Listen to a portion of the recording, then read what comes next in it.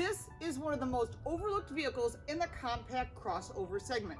This is the 2021 Mazda CX-5, and I'm going to tell you why you should take this for a drive and some of the features that might surprise you.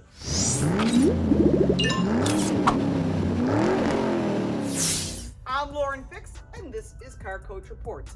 If you're in the market for a compact crossover, you will find yourself being completely overwhelmed with every single brand offering an option. That means you could spend days test driving a vehicle. This is the 2021 Mazda CX-5, a very popular vehicle, but it gets overlooked when you're looking at some of their brands, like the Kia Sportage or the Nissan Rogue, very popular vehicles, the CR-V, the RAV4. I'm going to show you why this vehicle shouldn't be overlooked. There's a few changes for 2021, but if you're thinking you don't want to spend that extra money, try to find a 2020 on the lot and you might be able to save a few dollars. Now we're going to give you 10 different categories to explain why this vehicle really has improved over previous generations and compared to its competitors. And in the end, after we rate each category, we're going to give you a Car Coach Reports rating. Down below is a list of all the competitors, so you can do all your homework in advance, because when you walk into the dealership, they're going to try and sell you on the car because that's their job. But we're going to give you information so you don't have buyer's remorse and you find the right vehicle that fits your needs. We'll cover these 10 categories: performance, handling, safety, visibility, seating, technology, features, design, quality, value, and in the end, a Car Coach Reports total. We do more than car reviews and first looks of new vehicles. We give you information so you can have car smarts, because knowledge is power. Make sure to subscribe and click that little bell so we can help you save some money and you don't miss anything. Let's take a look under the hood. Our test vehicle is a 2.5-liter turbocharged inline 4-cylinder engine with a combined fuel economy of 24 miles to the gallon.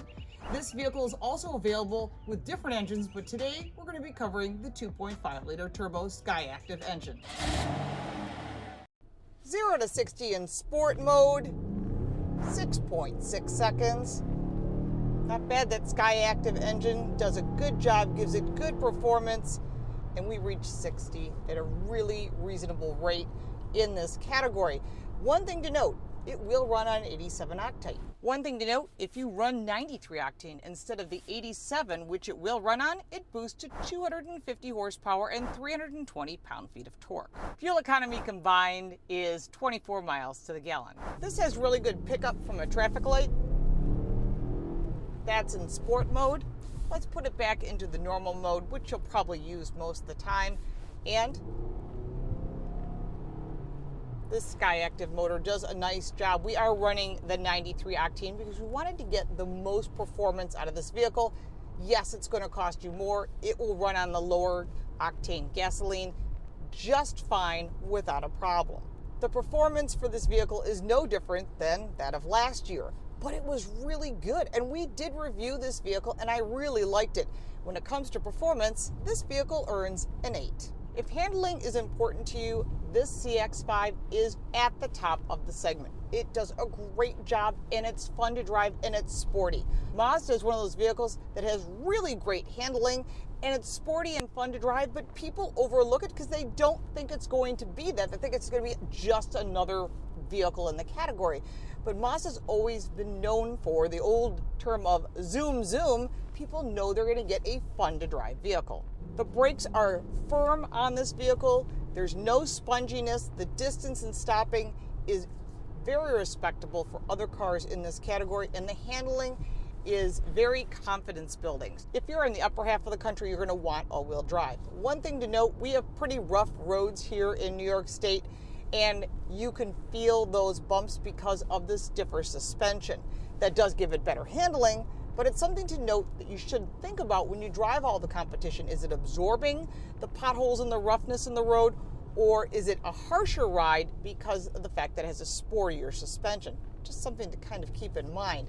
When you're looking at the handling overall for this vehicle, it is, like I said, near the top of the category, and it earns an 8. The iActive Sense safety technology includes quite a bit, starting with your speed limit alert. You can go down to your driver attention if you want to enable that. And of course, you can go back to the standard settings. Further down on your safety alerts, you've got your distance recognition support, which is basically the distance between you and someone else when you're using cruise control. You've lane departure warning, which is really good because it enables you to be safer on the road. And the alert can be audible, or you can change that in the steering wheel vibration if you prefer. I do not like that personally. It's a personal thing. Blind spot monitoring, excellent to have in every vehicle. It's pretty much becoming standard. In addition, this vehicle has rear cross traffic alert, smart brake support, and a lot of other safety features that other vehicles have in this category. And this is included all as standard. This vehicle has the 360-degree camera as well as a backup camera, and it's an IIHS Top Safety Pick Plus, which makes this a very safe vehicle, and it earns an 8. When you're looking at visibility, it's part of safety. 80% of your driving decisions are based on visibility. So the most important thing is, can you see out the front? Huge piece of glass, that's great. And the sill level, which you may not think is important, but if you're sitting in the back row, it is, because visibility is part of that, and you want to see what's going on the sides. Now, looking out the back, when you put the vehicle in reverse, it has a really nice around view camera and a backup camera that's split. When you're looking at visibility overall, this vehicle earns an 8. When it comes to seating comfort, one of the most important things that people overlook is adjustable height seat belts. That is this adjustment right here that allows the seat belt to go up and down. Most vehicles are including that, but not all of them. Now, when you're sitting in the driver's seat, the cushions on the bottom are a bit flat. So depending upon how you're built, you want to make sure that you spend some time in both the driver and passenger seat if you're going to be sitting there, and even the back seat if that's where you're going to be sitting, to make sure you're comfortable. There is a lumbar that is two-way on the driver's side, and there's adjustability both up and down, and that's part of visibility we talked about just a few minutes before. But what there isn't is on the passenger side. There is no lumbar, just the ability to move the seat up and down and back and forth, and yes, it's all power. Let's take a look at the second row. The second row holds 2 child safety seats. It's important to put those seats in if you're looking at this vehicle, because the worst thing is to have someone sitting back there and kicking your seat the whole time. So you want to make sure that you can adjust it accordingly. Behind the center console, you have 2 vents, and that's it. And then you have 2 pockets for, they call them map pockets. Nobody really carries maps anymore than their phone, but there's pockets to put stuff in. In the doors, you have some really good storage for some very large cups. There is no speakers back here, but it does have this really nice wood look and this really soft trim, and that's nice as well. When you pull down the center armrest, there are 2 built-in cup holders, 3 stage heated seats, which most vehicles don't have, and a little storage area, plus a USB connection that's built into this armrest. That can be a plus or a minus depending upon how you're using this vehicle. When you're looking at seating overall for this vehicle compared to the competitors in this class, the CX-5 earns a 6. When you're looking at technology on this CX-5, it's specifically this screen, which is larger. It's a 10.25-inch display, bigger than some of the competitors and new for this vehicle compared to last year, which was a much smaller screen. We're using a center controller. This is not a touch screen. I find that extremely frustrating. You have to use this dial to get what you're looking for. And if you want to get to the other screens, your natural reaction to me is to touch this, which you don't get. Using the little buttons that are down below and the dial, you can go to these different settings: communication, entertainment, and your information.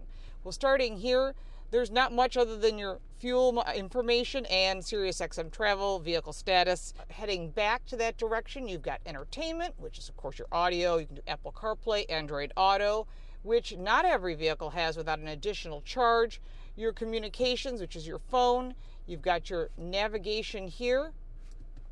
Press the center button, you go to that navigation. Of course, to move things around, you move the button from side to side, or there are buttons on each side. Also, to the right of the home screen, you can press that and go to where you are. To the left brings you right to your audio system, and you can choose your favorites there as well. Under settings, you have your in-vehicle display, which includes your head-up display, which I really like, the audio system, your safety systems, which we covered, your vehicle settings, your connectivity, and your systems. Overall, not having a touch screen I find frustrating. The dial is great, slightly updated. Is it robust? No. Is it functional? Oh yes it is, and it earns a 7.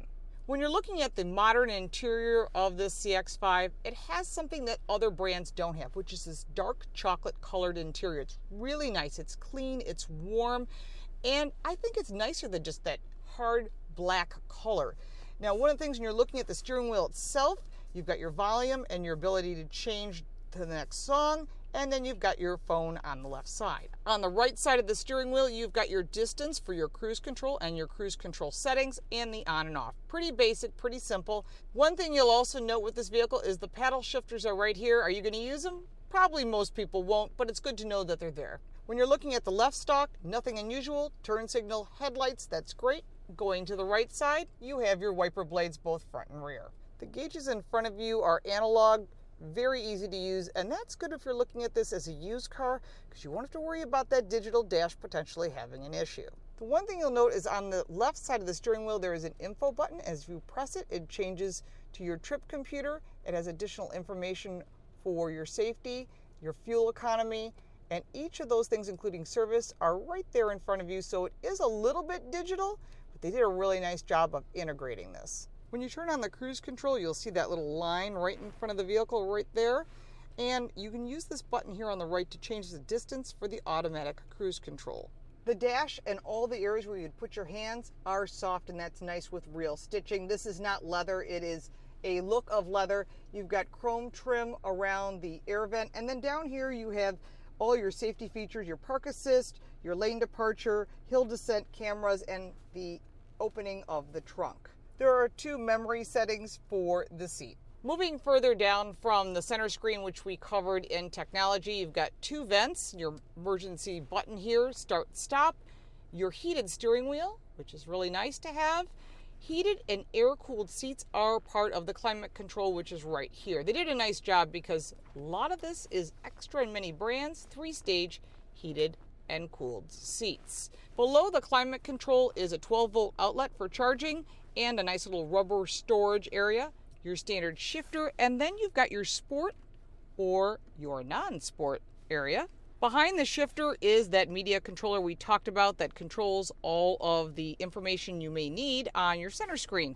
You've got your volume button and your auto hold, which is used when you're at a traffic light. You take your foot off the brake and the vehicle won't roll naturally like most people are used to. You've got 2 cup holders and then to your center console. Inside the center console are more charging ports, a little removable tray.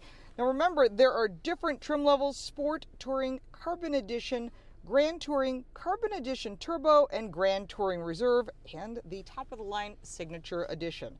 For features, the CX-5 earns an 8. The design of the 2021 CX-5 isn't that much different than the 2020. However, there is a Carbon Edition, which is really nice looking and a little sportier. But this is a modern look overall. It's ready for an upgrade, and you'll probably see that in a couple of years. When you're looking at the front of the vehicle, I reference this on almost every vehicle. It's almost funny. The size of the logo. It's like they're having a contest. Who can get bigger? I think Mazda's running for the top. This is a huge logo. Does it need to be this big? No. But they do hide a lot of the safety features in there. That's why it's the size that it is. When you're looking at the grille, it's matte black, which is really good for hiding the dirt. But it's also a functional grille, and it's taking in all that air for that engine and that turbocharger, so it gives you the power and the fuel economy you need through that Skyactive engine. You'll notice that this chrome trim sort of mimics the M that's in the Mazda. It's an interesting design. It's very modern and unique. Going over to the LED headlights, and that chrome piece continues onward. You might notice these little LED fog lights. They're bright and they don't need to be large. Matte black across the bottom of this grille, and again, that's keeping that change in look from the shiny to the flat. It also keeps the lower end of the car looking good even when it's dirty. You'll note these wheel arches give it a little bit more of a muscular look, but it also gives it sort of an off-road look, because remember, one of their competitors is Subaru, and this is part of their style. These are 19-inch all-season tires, and they're Toyo branded. Now, there are different tires and different wheels, so you'll want to pick those packages when you order the vehicle or you buy it off the lot. You'll note this chrome trim line that's underneath the glass. There's privacy glass in the second row and even darker glass back here on this quarter panel. One of the things that's nice is this sort of breaks up all this red and black and gives it a sportier look, but also gives it a shorter look so you don't feel like you're driving some large SUV.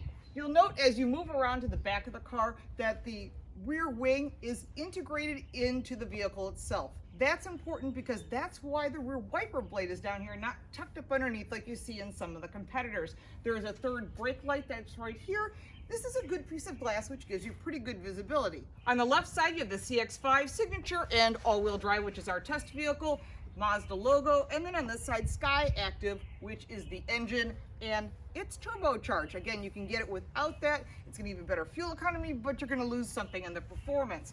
Down here, you'll notice this rear valance is matte black, again, keeping the car looking clean, and it has dual exhaust. Overall, the design needs a little bit of an upgrade, but it really does well in the category, and it earns a 7.